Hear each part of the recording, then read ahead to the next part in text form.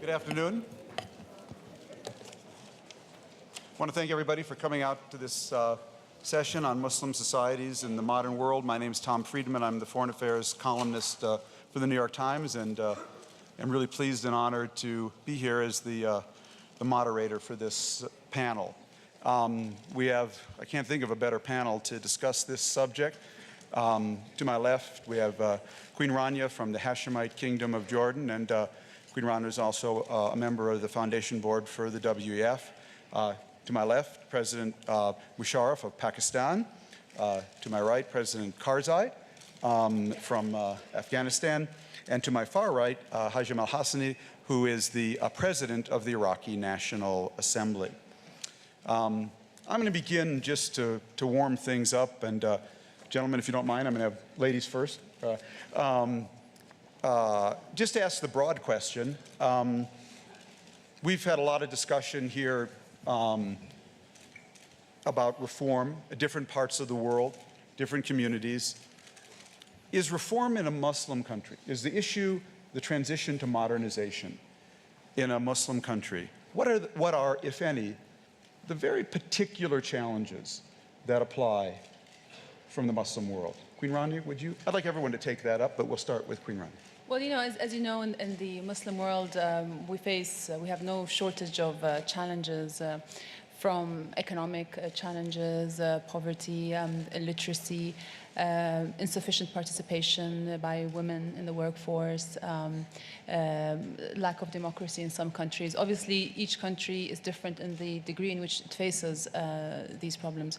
But I think the challenge that has dominated the headlines, I think, and captured everyone's attention is the rise of a minority group of extremist Muslims who have taken it upon themselves to distort Islam in order to justify violent actions and crimes against humanity.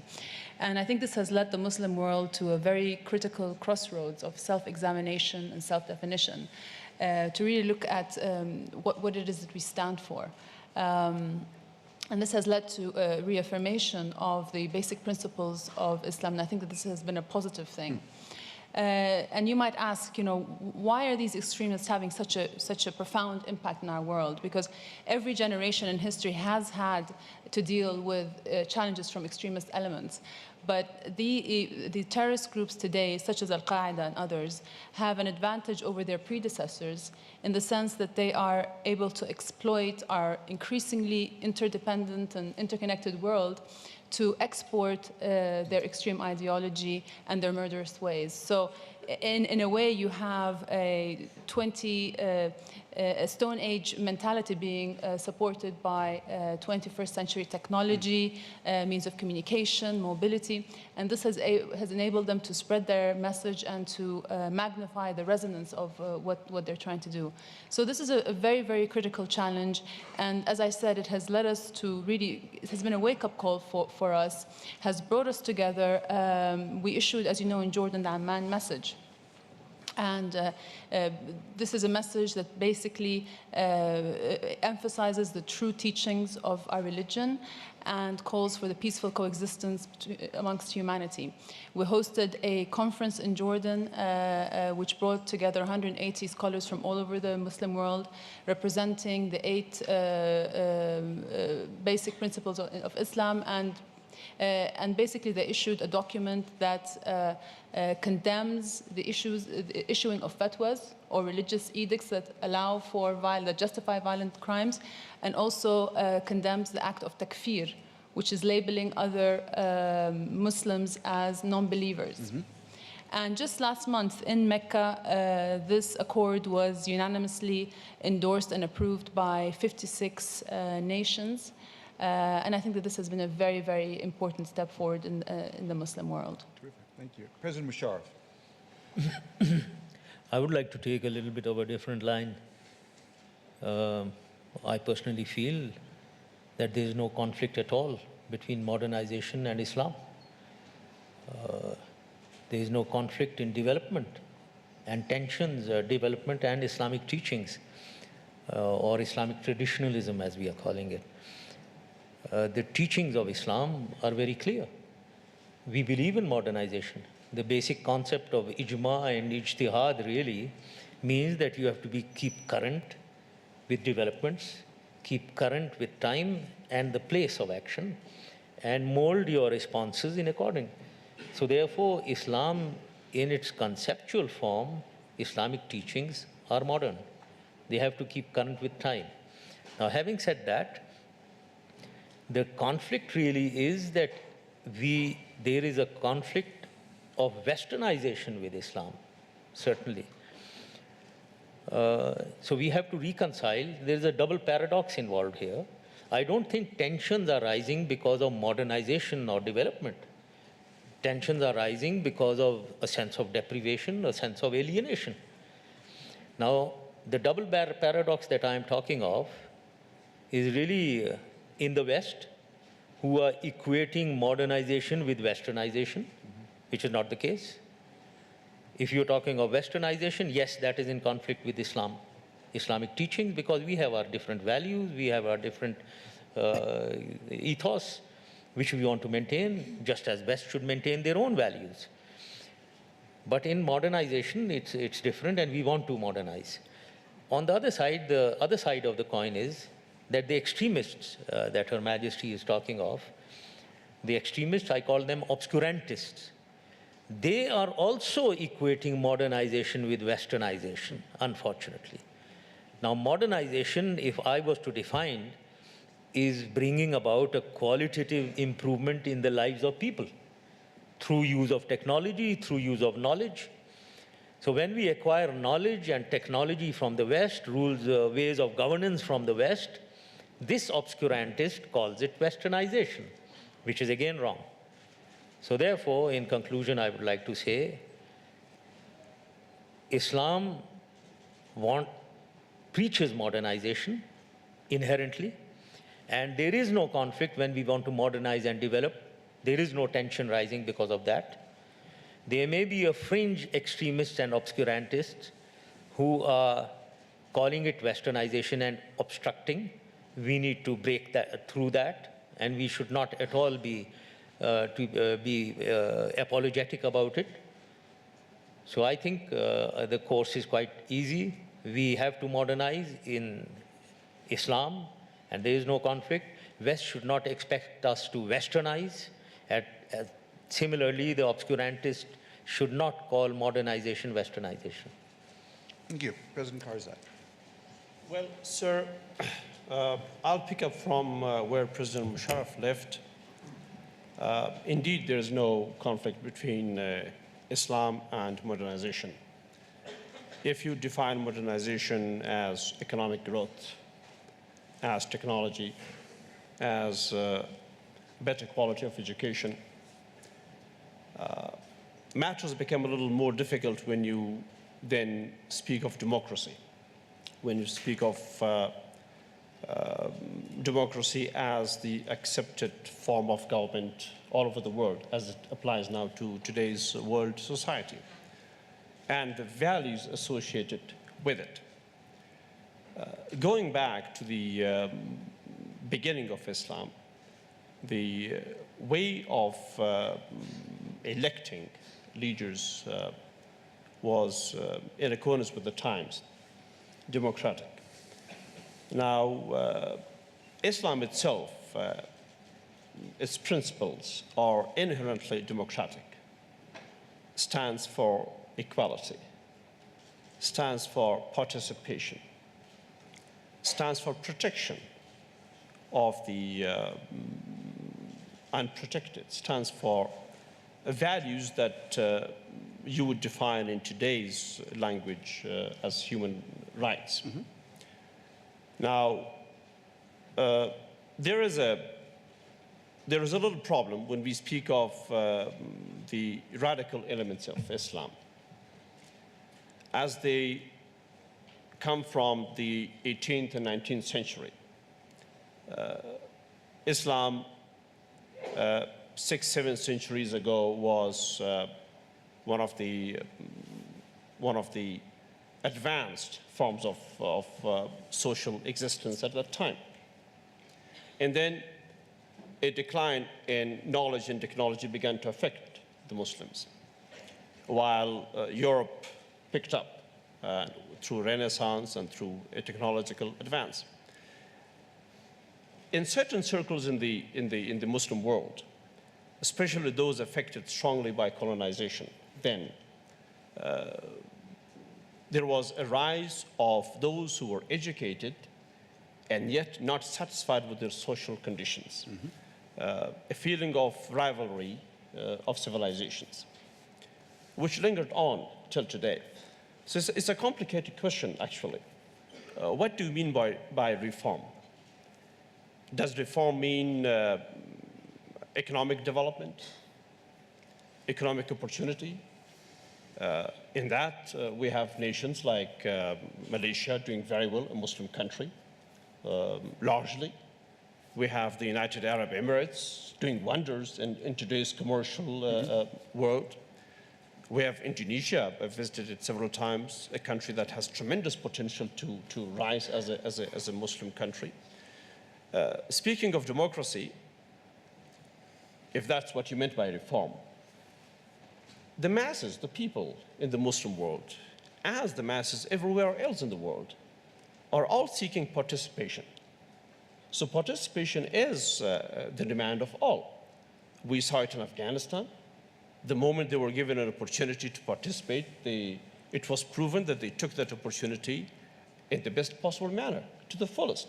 Men and women. There were cries at the time of the Taliban, by the Taliban and their supporters, that women were not allowed in Islam, or that Muslim societies did not allow women. Today, Afghanistan has an elected parliament, which has 27% of it's made up of women, elected women. And some of those women have won votes in their constituencies higher than the men there in those constituencies. So reform, as it applies to societies and in the form accepted within the boundaries of the culture and history of the society, is very much workable, particularly in the Muslim society, because that's where it lacks somehow in certain forms. So my tendency is, in this regard, that the Muslim societies are, given the circumstances of each country, very much for reform, and they would take it and take it with speed. Now, what President Musharraf said on reform or democracy and advancement, if it runs contradictory to the beliefs, or if people in the West perceive that modernism or modernization means applying the cultural standards of the West, of course, then you have a conflict, because we all have our individual characters. Even in the West, you have your own individuals. In a family, you have different individuals. I'm different than my brother. So I may have one way of living, and he may have another way of living. If we take that into account and respect it, then we perhaps are going towards a world where there is not only no talk of conflict of civilizations or cultures, but there is actually a talk of dialogue or cooperation of civilizations. Again, I have to give you an example of Afghanistan. Afghanistan has proven that when there is such a cooperation, it is accepted by a Muslim country like Afghanistan. Today in Afghanistan, you have from Japan to the United States, from the Muslim countries to the Christian countries to the Buddhist countries to the Hindu countries and to the others who are participating in the reconstruction of Afghanistan. And Afghan society has taken them as participants in the reconstruction of the country, recognizing that they have a different culture and we have a different culture, and the cultural difference is accepted and acknowledged, and the movement takes forward. Thank you. President Alhasani, you're a newcomer to politics in a new democracy. What's your take on this? Well, I think there is a major similarity between businesses and nations. Business and nations are built on values, on principles. And I think modernity has to do with the issues of the values that the society holds. I don't see much differences between westernization and modernization. a lot of the Muslim thinkers and reformers, when they look to the West, they see that they find Islam in the West more than they find them in Muslim countries. That means the values of Islam, the principles of Islam, are more found in Western countries than found in our countries. رفاعة الطهطاوي, عبد الرحمن الكواكبي, خير الدين التونسي, Muhammad Abda, these are the reformers in the last century. When they look to the West, they contribute to the success of the West in implementing the principles and the values we find it in Muslim religion. The problem with the Muslim countries that you don't find these values and principles implemented within the Muslim society. You find corruption everywhere, and Muslim values are against corruption. Muslim values are against terrorism, but you find the ideology of terrorism originated in Muslim countries. And that is part of the type of governmentship we have in Muslim countries, dictatorship governments. That's why everybody in Muslim countries are, probably there are fears about democracy in Muslim countries. We look into democracy right now in Iraq in a different way. We think democracy is solution for Muslim nations. You call it, we Muslims call it probably shura. It is a way of democracy. Islam didn't define democracy in the Quran or the Sunnah of the Prophet, didn't define it how it should be. So when you look at democracy and you look at it, if you see that implementing that democracy will serve the same principles of Islam, why not take it? That's modernization to me in Muslim countries. And it's gonna, modernization means giving roles for women. 50% of the society in Muslim country is not productive. To be honest, they are not productive. They are imprisoned in the homes and the houses. That doesn't mean you can find, doctors, engineers, women in our countries, but we still look to women in our countries in downgraded ways. Openness to the West. People are afraid to open to the West.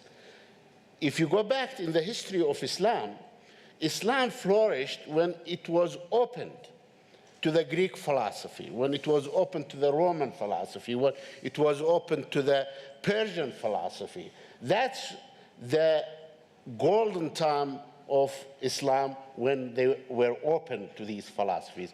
When the scientists in the West were prosecuted, Muslims, they took the theory of these scientists, they were implementing them in Muslim countries. Even when the Crusaders came to Muslim countries, they went back with the good things from Muslim countries and implemented them over there. So modernization to me is not a bad word. I think it is in the heart of the Islamic religion. It's in the heart of the Islamic values. Let me try to get a little more specific. All of you come from different political systems, and everyone, I'm sure, who's in a position of authority, fantasizes one day, I could just push through this reform by waving a magic wand. This is where I'd start. Is when you think of the range of things that you want to accomplish, that you need to get done in your country as a part of modernization, if there's one that you could just push through by fiat, by pressing a button, which would it be, Queen Rania? Well, first, I'd just like to sum one thing up, and I think, I hope that all our my fellow panelists will agree that modernization in the Muslim world, the main challenge to that has nothing to do with Islam. So I think we can all agree that Islam is not the obstacle. My question, it's a tough question because there's so many buttons I'd like to push. You get to be queen for a day. Oh, you are queen for a day. I think the the most important thing is for us to focus on if we are to participate in this knowledge economy, if we are to become creators of knowledge, exporters of ideas, to have thriving democracies, to achieve prosperity, to really improve the standards of living for our people, as you mentioned, the one area that I would want to reform overnight is education. Could you be more specific? I mean, sort of which aspect is it? Well, I would want to, which is actually what we're doing in Jordan, but if I could just speed that up, I would, looking at the curricula, modernizing it, looking at the way we teach, ensuring that our children are encouraged to become creators, debaters, independent thinking, critical thinking, ensuring that we have better training for our teachers so they can get the best of our students, putting more technology into the classrooms, really empowering our young people with the tools they need to enter, to compete, and to be successful, not only on the local stage, but on the international stage. So, I mean, that's something that I feel is really crucial. And don't forget that in our part of the world, we're experiencing a demographic explosion. I mean, over the next 10 years, we need to create over 50 million jobs. So we need to if we do not tap into that energy and that potential, then it could be a very dangerous situation. Youth are the catalysts for change, and change is the only constant. So, equipping them with the right tools to compete on the international stage, I think, should be, and creating opportunities for our youth should be the overriding motivation behind anything and everything that we do. President Musharraf, if you could just snap your fingers and make one change that would push Pakistan forward, what would it be? Well, more than Pakistan, I'm bothered that there's a conflict in the minds of all the Islamic countries, in the people. And the conflict resides in the fact that we have been, all the countries almost of the Islamic world, and so has Pakistan. Islam has been, or the teachings of Islam have been hijacked by the obscurantists, unfortunately.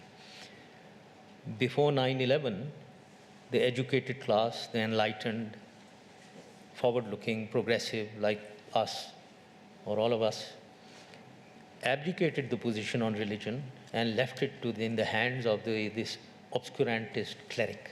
Abdicated? Yes. Yeah. We didn't bother, really. We didn't bother to project what is Islam in its essence. It is far more than mere rituals. It's a deen. We call it a deen. It's a way of life. It's not just ritualistic.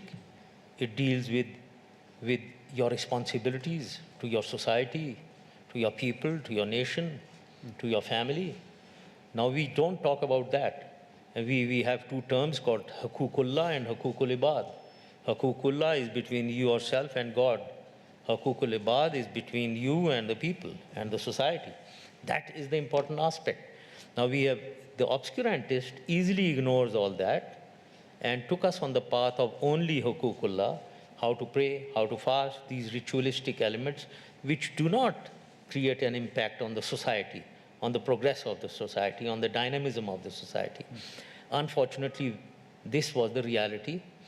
And then, if you see the examples in some of the Islamic countries, we wanted to, I won't name the countries, we want to impose a sudden transition. And this transition sometimes is imposed where we are confusing modernization again with westernization. We cannot impose a change. Whoever did that, whoever tried that, failed miserably. And we have examples in the Muslim world. Societies only transform, and they take 3 or 4 generations to transform. Now, so the issue is that the masses in the Islamic world are confused. They are less literate. They are confused. What is Islam in essence? Is it what this obscurantist cleric telling us, or is it something more than that? So now we are, as leaders in the Islamic world, we are confronted with a problem. 9/11 came. We didn't know that this issue will be so critical. Now we are confronted with the issue. We need to take the masses out of this mold or the hands or the dominance of the obscurantist and tell them that this is not what is Islam. But may I say, the leadership must be very aware that we cannot negate, we cannot be anti-religion, because masses are religious, we are emotionally religious, all Muslims. So therefore the line to be taken is, we are all religious, we need to follow Islamic tenets and principles, but what this obscurantist is saying is not what is Islam. I will tell you what is Islam. We have to leave this obscurantist trend and go on the right path of Islam. We cannot take them away from religion. So in short, after this long answer, I would like to say that we need to transform, we need to bring about a societal transformation in every country, and so I would like to do in Pakistan, that the way forward is not the way of the obscurantist. The way forward is the Islamic way, but the real values and essence of Islam needs to be followed. Those were good answers. President Karzai, take out your magic wand. Now,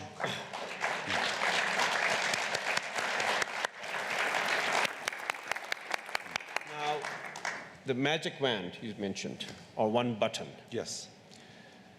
Well, in this case, then we cannot speak about the whole of the Islamic Ummah, because different countries are at different stages of development. I'm really speaking about Afghanistan. Afghanistan, Yeah. yes, good. You don't get to press all those buttons, just one button. Fine, because it was Too many buttons. becoming a bit difficult. Yeah. Now, on Afghanistan, when you speak of modernization, when you go to an Afghan village, an Afghan villager would tell you modernization means a road, not a paved road, a dirt road. So for one village in Afghanistan, a road is modernization. For a boy or girl in Kabul that goes to a school which is tinted, modernization would mean a school that has a roof on it, a cement roof. Another boy would tell you better education or a computer skill. I don't think you can apply this in Afghanistan. One button solution. Gotcha. Afghanistan would need 1 million buttons to push in order to go ahead. So when you're talking of modernization, apply it to your left, not to your right in here. You know. Gotcha. In Afghanistan, speak of development, speak of progress. Yes, in terms of social change, in terms of democracy, we are probably in a better position to speak authoritatively on how it is achieved, on how the masses react. There we're doing very, very well. But in terms of economic growth, development, we are at the bottom 6 lowest countries in the world. So for us, there are so many buttons, and I like to push all the buttons at the same time. Very good. President Alhasani, thank you. That was good. President Alhasani, which button would you push? Well, I think being modern is being dynamic. And to be dynamic, I think you have an institution. To me, the button to push in Iraq, make everything institutionalized, build democratic institution. That Iraq suffered too much from dictatorship for a very, very long time. And institutions will work in Iraq, and that's the bottom to push. That is the bottom to improve the education in Iraq. That's the bottom, to overcome corruption in Iraq. That's the bottom, to spread democracy. That's the bottom to separate judicial system from legislative system, from the executive system. That's what you need to push in Iraq. Very good. Let me be parochial for a second and ask an American question. Let's assume that President Bush was here. And the subject is modernization in the Muslim world. What is the most important thing the United States could do right now to enhance and advance the difficult agenda of modernization in each of your countries? I'm going to begin with you, President Alhasani. We'll work this way. I think, look, President Bush is right over there. So, if we look, what the United States did in Iraq in the last 3 years, there are a lot of, positive things, and there are a lot of negative things. I think what the United States needs to do is to really understand Iraq in a different way. How so? Iraq is not Afghanistan, Iraq is not Pakistan, Iraq is not Jordan. There are certain things in Iraq differs from other places. Without that understanding, you will have wrong policies. Without that understanding, you will implement policies on wrong information. And that's why the United States suffered so much in Iraq, in implementing policies that didn't work in Iraq. They need to understand the Iraqi society. They need to understand the Iraqi culture. They need to understand what Iraq is required at this time. That's what I asked the President Bush to do, and I already asked him that when I met him. President Karzai. Well, in case of Afghanistan, President Bush should reward us for our success and give us much more money. And, he just left the room, I'm afraid. All right. Give us much more money. I would repeat that. And alongside that, carry on with us in a more strategic way the fight against terrorism. Because if you do not finish it in our region, it will go back to where it struck you in the rest of the world. So the fight against terrorism is the second most important thing, other than giving more money to Afghanistan. President Musharraf. I think this is the easiest question for me to answer. Resolve the Kashmir dispute so that there's permanent peace in the region. I would say that to really decide when it is right to intervene and when it's right to back off. And I think that comes from a deep understanding. I think that would come from a deeper understanding of our world. In this day and age of very intense globalization, it is very dangerous to not know the countries well. Often the most important aspects are in the details and the nuances. And it's so dangerous when you get the nuances wrong, and it can lead to terrible effects. So I think it's an oversimplification can be a very dangerous thing in this day and age. It may previously have served a social function of trying to make sense of our complex world, but I think nowadays it can really rob us of accurate perspective. You cannot reduce humanity to simplified molds, and that could lead to disastrous results. So please take time to understand the Muslim world, what it is that we stand for, not try to influence Islam and not try to manipulate it, because that will just alienate us even more. So that's Good what advice. Thank you.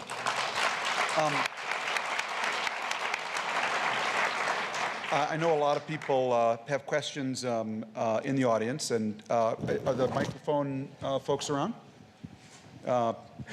And if you'd raise your hand and identify yourself, and please make the questions succinct and direct them to any of the panelists that you'd like. I guess we got one right there.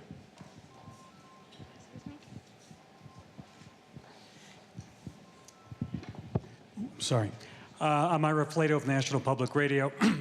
I would be derelict as a journalist and have to hand in my badge today if I didn't ask you to comment on the surprising victory of Hamas in the parliamentary elections. And where do you think that would be heading toward peace and prosperity in the Middle East? Who would like to, let me, if I could, direct that to President Karzai, only because you've had the experience of, having to make this transition. Why do you choose me for tough questions? Yes.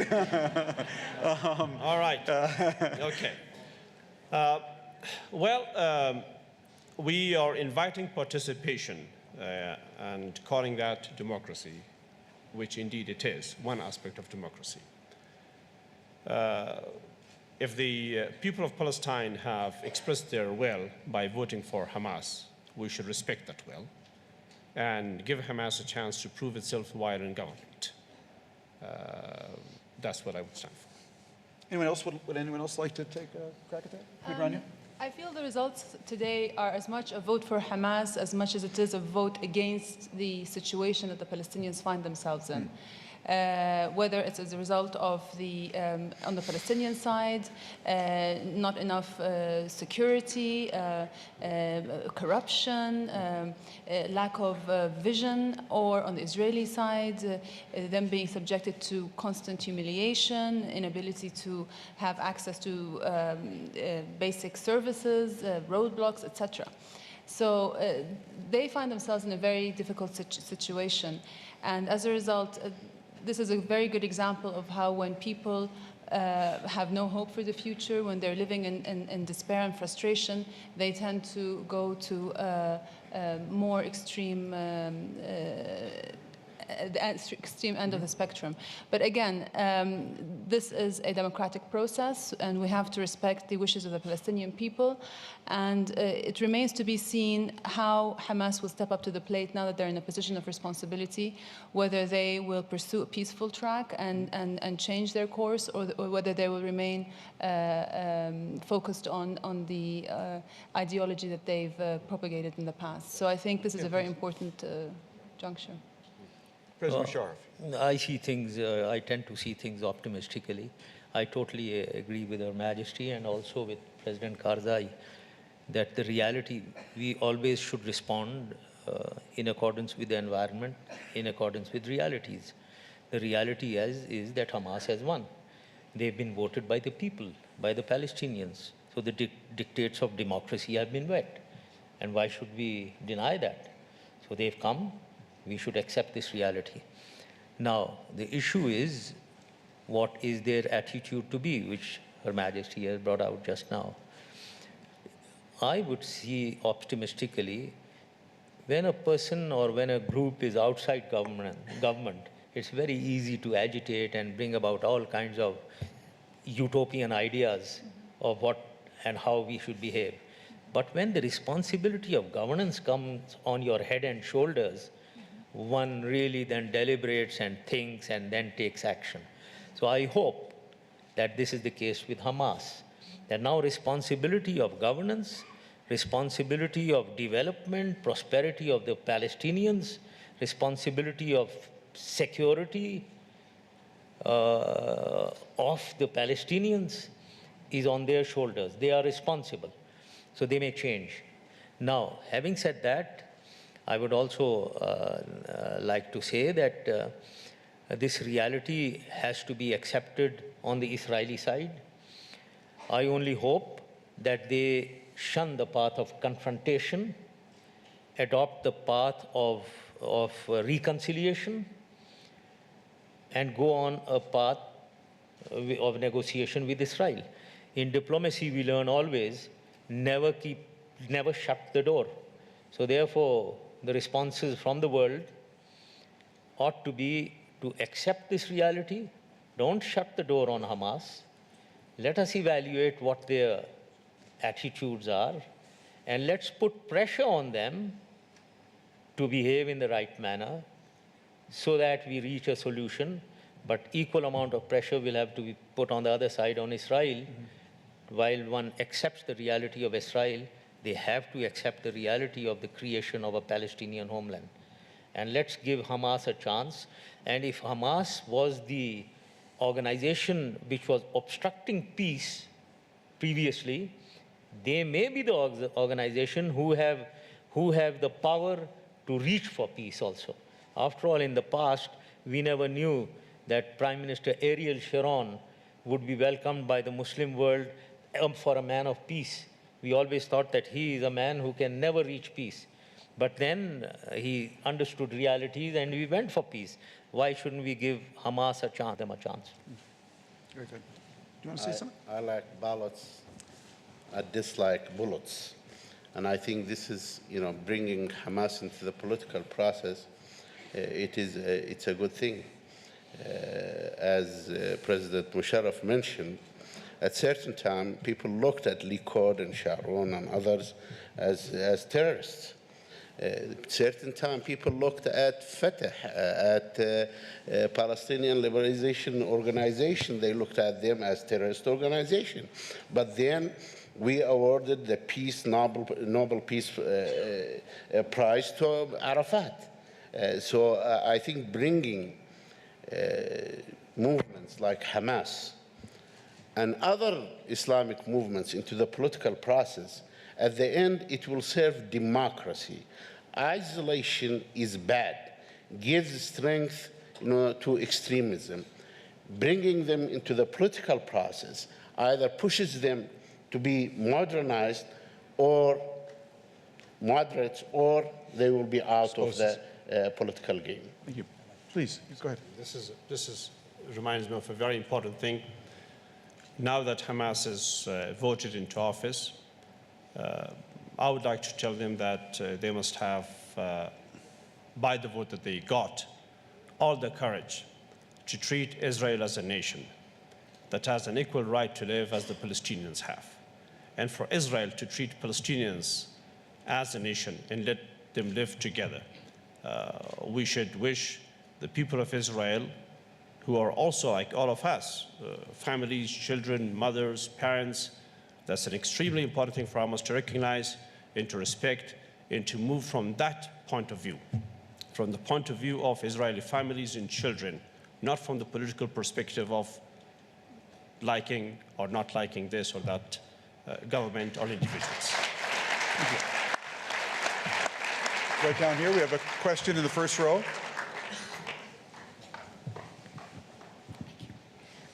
Assalamu alaikum. My name is Irshad Manji. I'm a young global leader with the Forum, and I'm also a Muslim. It's Islamist terrorists, and notice I said Islamist, not Islamic. Islamist terrorists routinely quote from the Quran and insist that the violence they commit is an act of faith. So that even if we don't want to acknowledge that religion may play a role in their behavior, they believe that religion motivates much of their behavior. And it seems to me that we as Muslims are losing a crucial opportunity to build bridges with the West when we deny that religion has any role to play in this violence, because we raise suspicions that we have something to hide. I'd like to know from the panel why I am wrong that we are losing a crucial opportunity to build trust with the West. Who would like to take that up? Please, President Alhasani, take. Thank you, Irshad. The problem is not with the Quran itself. The problem is with the interpretation of the Quran. If you look to the root of terrorism, it came after the oppression of Muslim brotherhoods in Egypt. And from there came the ideology of Sayyid Qutb and others. In a way, it was an expression against the oppression that happened to them. And from there, you got all these different ideologies that interpret the Quran the way they like it.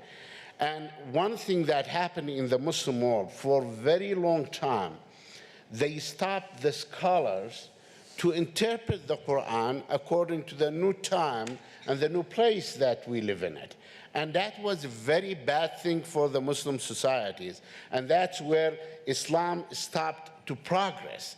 And I think we need to open the door. The Muslim scholars needs to come out with new interpretation that is compatible with the new world, that's compatible with the world that we are living in it. That's the only way I think we can open the bridges to the West. That's the only way we can have a humane relationship with our brothers in the West. Thank you. Anyone else want to take a crack at that? President Musharraf, go ahead. Maybe I'm not too clear about your question, but I will try to give my views. I said earlier, I think there is a conflict in our minds, actually. There's a conflict on the Western understanding of Islam. I think there is a misperception of Islam in their minds. They take the views of the obscurantists to be Islamic views, which is not the truth. That is not what Islam is. unfortunately, whenever you see in the West, if they want to find out about Islam, they bring a cleric and they project that to be what is Islam. There is no concept of terrorism in Islam, but the West presumes in many quarters that maybe Islam inherently is extremist and militant in concept, which it is not.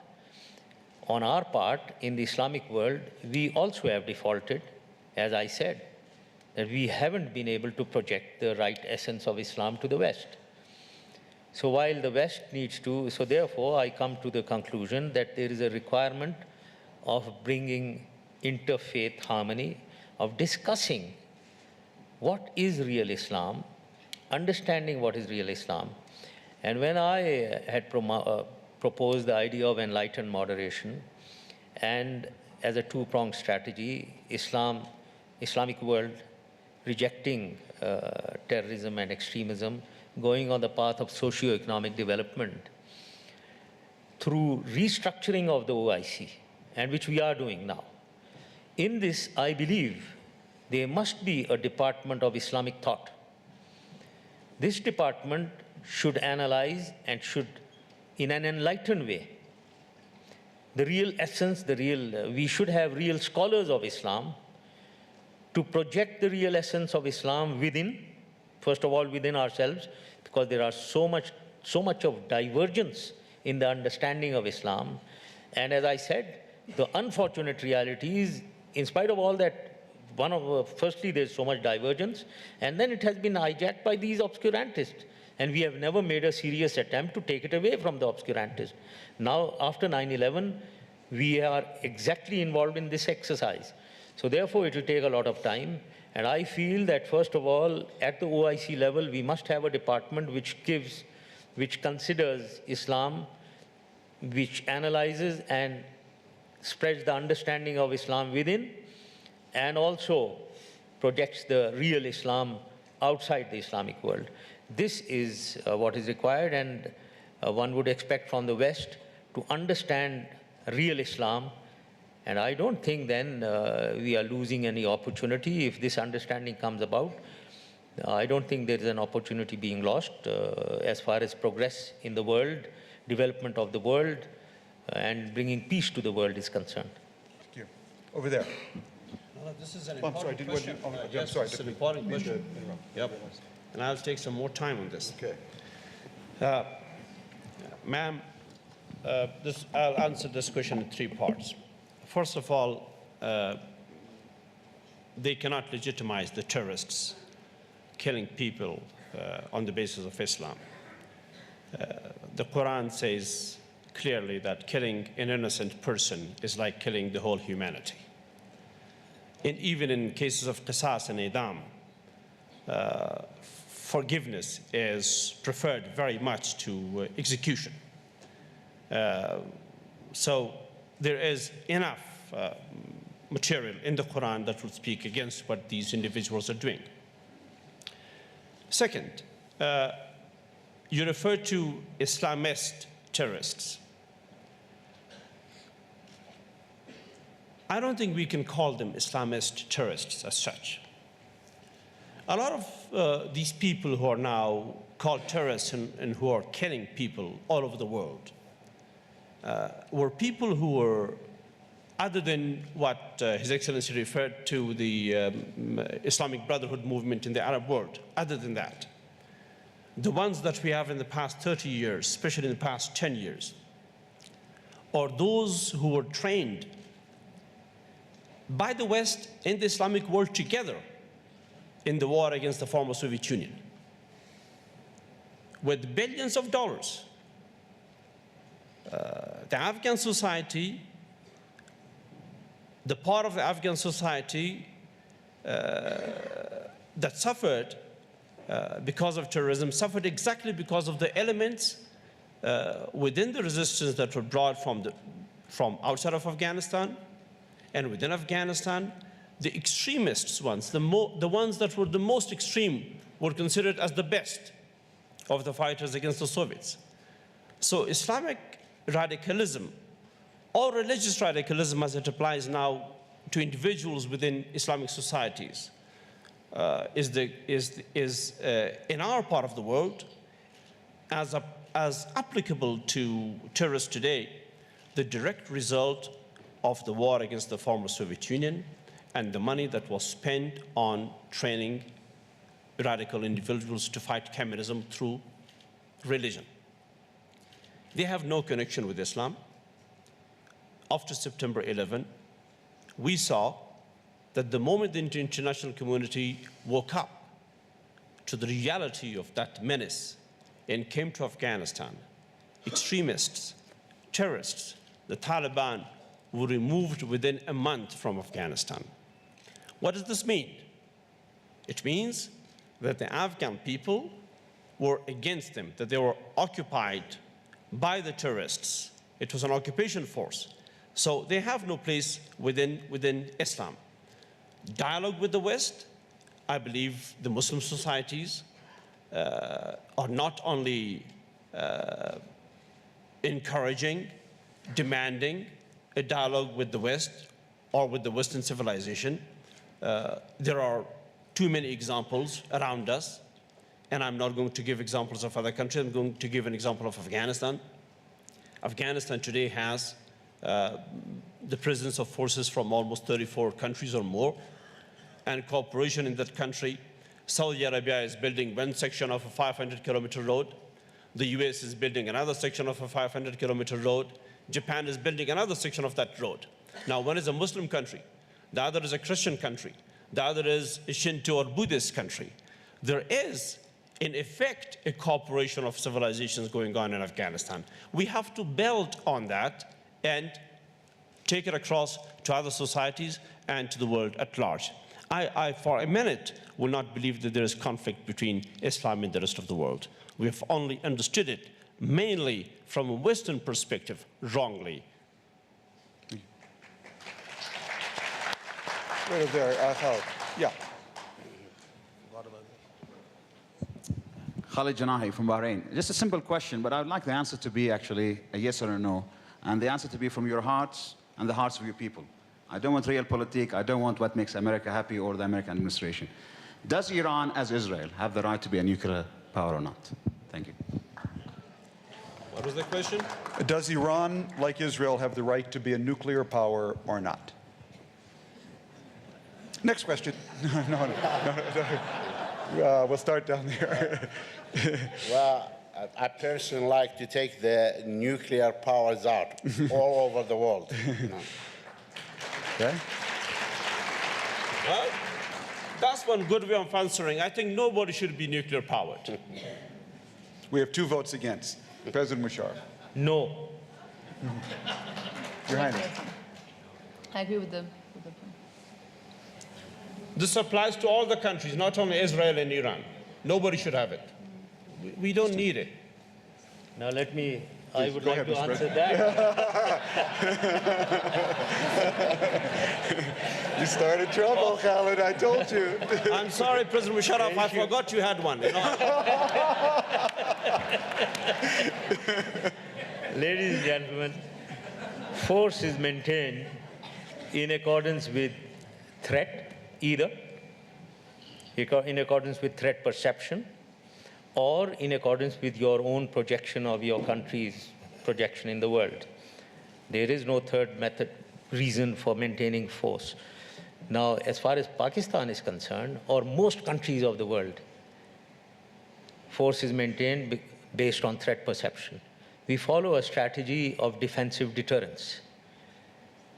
Before we went nuclear, the defensive deterrence was in the form of conventional forces. And we quantified this strategy of defensive deterrence, and we used to maintain that level of force, Army, Navy, Air Force. When a nuclear threat was posed to us and a missile threat was posed to us, this strategy of defensive deterrence got compromised. We had to set the balance right again. And therefore, we went nuclear and we developed missiles. We have a right because our security is threatened. Every country has a right to defend its security if its security is threatened. So technically, I would say if Iran's security is threatened, then they have a right to go nuclear. Under the present circumstances, I don't think their security is threatened. Therefore, I presume that they need not go nuclear. Thank you. There's a question over here, right here. Thank you.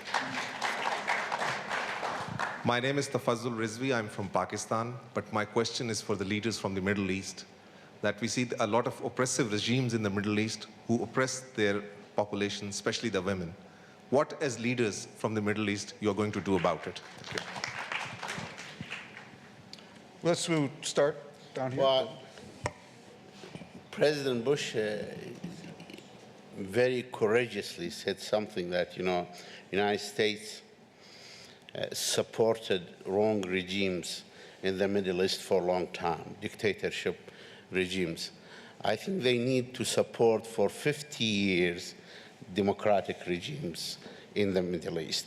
That's the only way you can protect women's rights, you can protect human rights in the Middle East. President Karzai. I'm not from the Middle East. This was for the Middle East. For the Middle East panels, okay, you want me to speak on why not? Afghanistan? Absolutely. I'm not going to talk about the Middle East. No. Okay, it's okay. Queen Rania. Well, I feel that women face this problem not only in the Middle East, but in many other Muslim countries and many other non-Muslim countries. I mean, this is a global problem. Now, I do feel that it's not just an issue of, for equality, it's not just parity in numbers, it's also changing mindsets and challenging ingrained social attitudes. And that's going to take a long time to change. It's not just a matter of changing laws. And in some cases, there's a paradox. For example, according to the World Bank, the Middle East and North Africa region spend amongst the biggest spenders on education. And the majority in many Middle Eastern countries of university graduates are women. But then the problem is what happens after they graduate. Their participation in the workforce is amongst the lowest in the world. So on the one hand, we're making huge investments, but we're depriving ourselves of the returns. So this is going to take a long time. It's going to take very strong leadership, very strong vision. We need to rally support at the grassroots level. And as I said, at the end of the day, it's changing mindsets. Terrific. All the way back there. Thank you. Just a comment, I think I'm an ethnic Chinese, so the Chinese in the past, we have to bind our feet. So I think it's not a matter of religion, and it's as time evolves, depending on the leadership, mindsets will change. And I also, I think what Queen Rania said about the risk of alienating Islamic nations is very critical, and I'm from Indonesia. I'm Indonesian, and I'm from a foundation, a small foundation that was involved with the tsunami, and we were the first to move the tsunami victims to their permanent homes. I'm asking a question about micro examples. Aceh was closed even to Indonesia, the rest of Indonesia. It's very important for within the country to have peace. And so, we all try to do something in Aceh.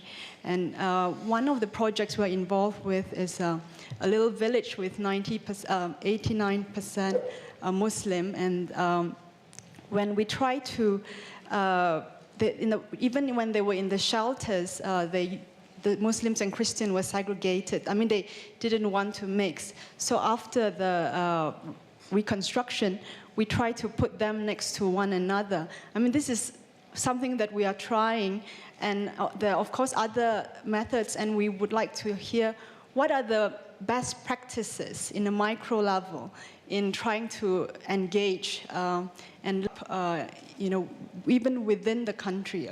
I mean, of course, there are other challenges across other Muslim countries or the world. I mean, the rest of the world and the Muslim nations. Sure, I think we got that. I'm going to ask President Alhasani. You have a big issue now in Iraq: Kurds, Shiites, Sunnis, Turkmen. What advice would you give to our friend from Indonesia?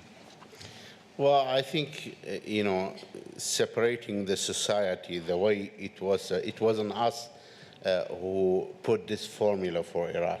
It was put from outside. People came and they said, well, in Iraq there are Sunni and Shia and Kurd, which is not it's not sectarian characterization because Kurds are Sunnah. So if you want to do it that way, it is Sunnah and Shia. But they made it in a way that nobody will have, the power for himself in Iraq. I think we should not do that. To me, is building a citizenship country is more important thing than anything else. For women, for example, in my country, we put in our constitution that they should have at least 25% of the seats in the parliament. And we last, this assembly that we still have it, we had 86 or 87 women in the assembly. That was a step forward. I think building civil women organizations is very important in countries like Iraq and other places. My advice is, building a citizenship country rather than, dividing the country. We have time for one last quick question, all the way back there.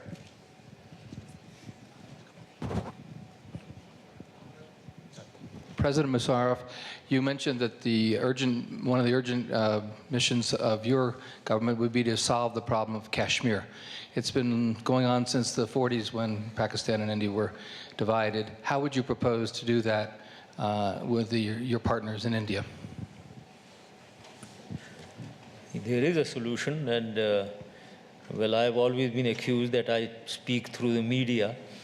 Although I don't, I have conveyed what I'm going to say now. It has been conveyed to the leadership across through all possible means, by me directly and through all possible means, as I said.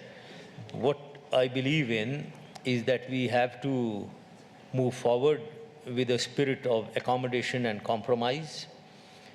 We have to reach a solution which is acceptable to the Indians, to the Pakistanis, and to the people of Kashmir. Now, is there a solution which meets all these three requirements? Yes, indeed. I think there is a solution. And that solution happens to be, in my mind, first of all, let us demilitarize the area. Because the maximum problem of human rights, militancy, is through all the fighting that is going on, the militancy that is going on, the freedom struggle or terrorism, if you depends on whatever side you are looking from, is from the presence of military. On one side, military, and on the other side, the militants, freedom strugglers. So demilitarize. Number two, give them self-governance. Let the Kashmiris govern themselves. We need to define what is self-governance through legal experts. I see this to mean something in between autonomy and independence, because both will not be acceptable to one party or the other. Autonomy would not be acceptable to Pakistan and the Kashmiris, and independence will not be acceptable to Indians and Pakistan. So therefore, self-governance is the via media. The third element now is the most critical element. While the Indians say that we cannot redraw the boundaries, Pakistan says that we will not accept the line of control as permanent. On the Indian side, there have been voices from their leadership, let us make the line of control irrelevant. Can we do this? It is doable if we have a joint management on top. While we give self-governance and decide on subjects that they will govern, that they will deal with, the residual subjects are handled by a body consisting of Pakistan, representatives of Pakistan, India, and Kashmir, doing this joint management on top. So now, what has happened in effect? The boundaries had not been redrawn. The line of control has been made irrelevant, because this joint management body should be able to go on either side of the line of control, making the line of control irrelevant. It will be acceptable probably to all, but it involves stepping back by the Kashmiris, by the Indians, and by the Pakistanis, and meeting at a center point. That is the solution that I propose. You know, the man who asked that question is one of the most famous golf course architects in the world. And maybe 9 holes on each side, Bob, would do it, okay? Ladies and gentlemen, please thank our terrific panel. Thank you all for coming.